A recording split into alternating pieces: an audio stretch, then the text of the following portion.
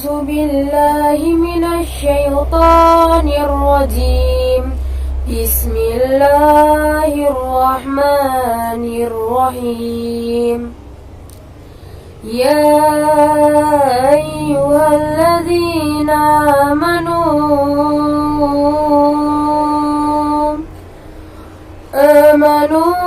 إنما الخمر والميسر والأنصاب والأزلام رجس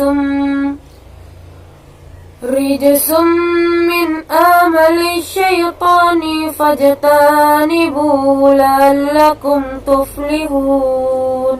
إنما يريد الشيطان أن يوقع بينكم العداوة والبغضاء في الخمر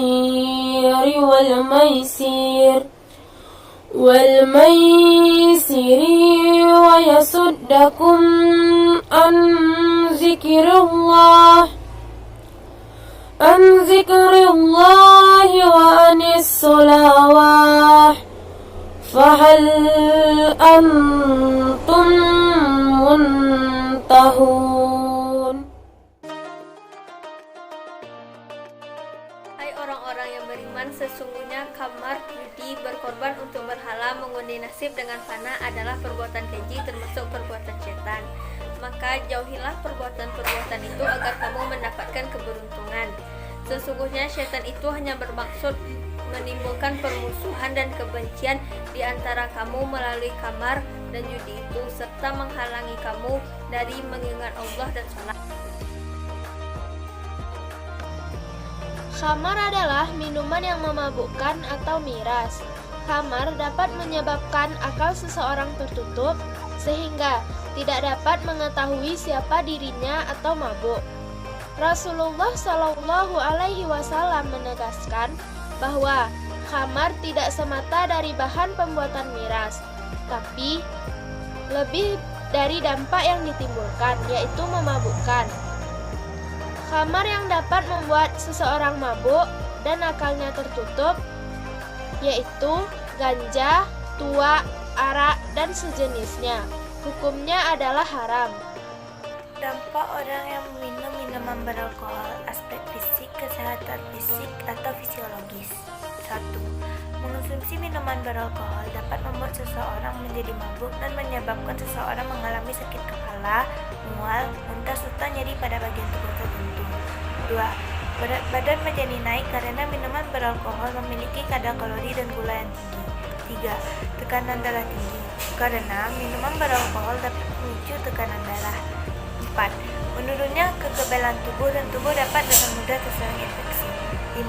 Semakin sering dan semakin banyak jumlah alkohol yang Anda konsumsi, semakin besar risiko terjangkit penyakit kanker, penyakit jantung, gangguan pernafasan, dan gangguan pada organ hati.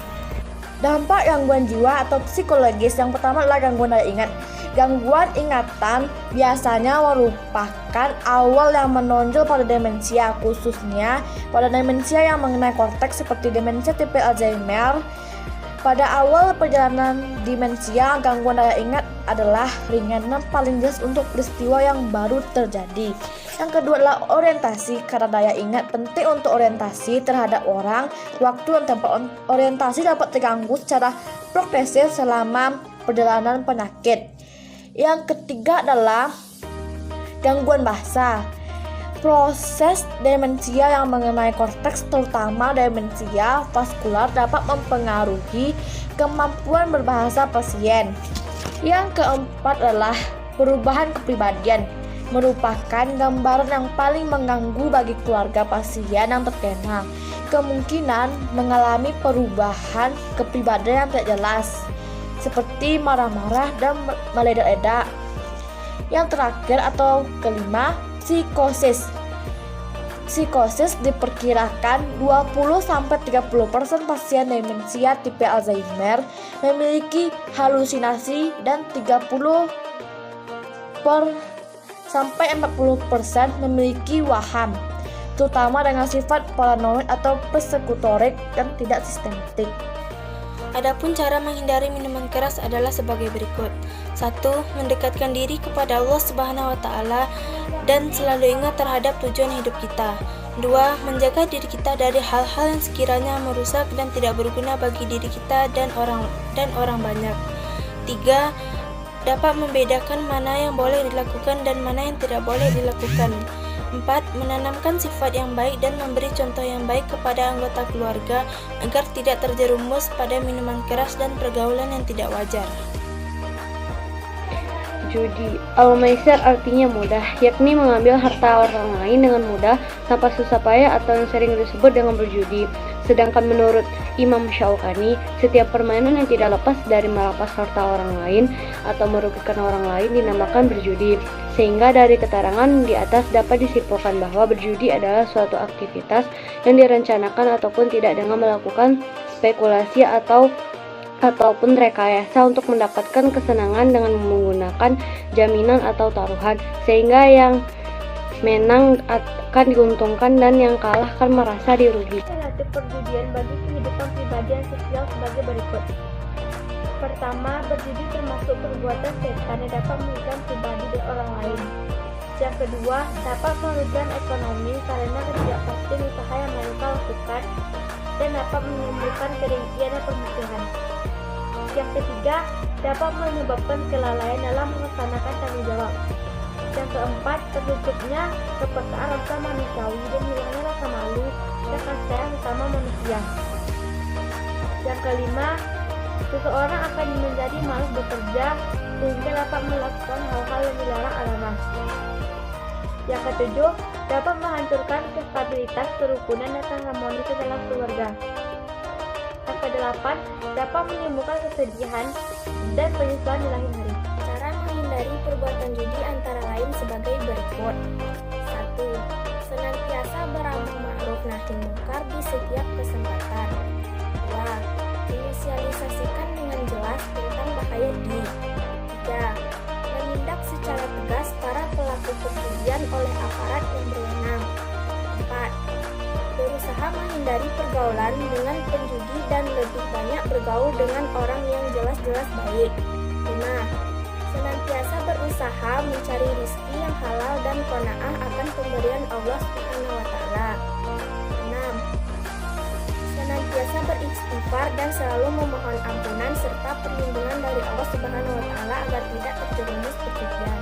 Hikmah menghindari perjudian adalah 1. Dapat beristiqomah menjalankan tanggung jawab yang diemban dalam kaitannya dengan Allah Subhanahu wa taala maupun sesama manusia. Yang kedua, perekonomian keluarga akan menjadi stabil dengan berbagai usaha yang nyata-nyata halal dan menghasilkan rezeki yang barokah. Yang ketiga, melatih diri untuk senantiasa sabar dan tenang dalam menghadapi berbagai tipuan dunia. Yang keempat, senantiasa selalu berzikir dan beribadah kepada Allah Subhanahu wa taala.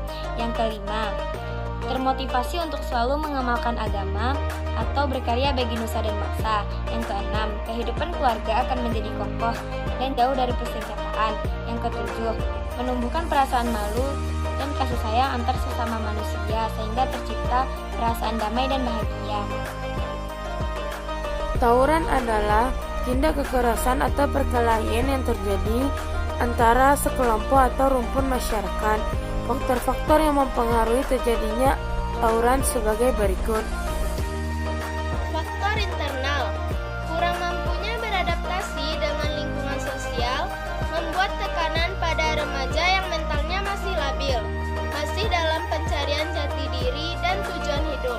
Kompleksnya seperti perbedaan budaya, kesenjangan ekonomi, dan perbedaan sudut pandang terhadap suatu hal yang tidak dapat diselesaikan sehingga dilampiaskan lewat kekerasan. Rasa tidak dapat beradaptasi, putus asa, serta menyalahkan orang lain menimbulkan rasa frustasi dalam mengendalikan emosi. Faktor keluarga, adanya kekerasan dan ketidakharmonisan dalam keluarga akan berdampak terhadap mental psikologis pada anak. Secara tidak langsung, remaja akan meniru pola yang ia lihat di dalam keluarganya. Faktor sekolah, sebagian besar hidup remaja juga dihabiskan di sekolah. tempat ia belajar sekaligus mengekspresikan dirinya. Tak heran jika sekolah sering disebut sebagai rumah kedua. Kebosanan yang dialami seorang pelajar di sekolah seperti proses belajar, mengajar, dan menonton. Tidak ada kesempatan bagi peserta didik untuk bertindak kreatif. Terlalu mengekang dan otoriter menyebabkan seorang peserta didik akan memilih untuk bersenang-senang di luar sekolah. Faktor lingkungan. Lingkungan ini juga dibicarakan sekolah, media cetak, media televisi, dan ketidakpuasan atas fasilitas negara. Jika menuntut dari faktor lingkungan, media dan teladan pemerintah juga menjadi salah satu faktor terjadinya tawuran antar pelajar. Masih ingat kasus perkelahian Dewaya dan Ahmad?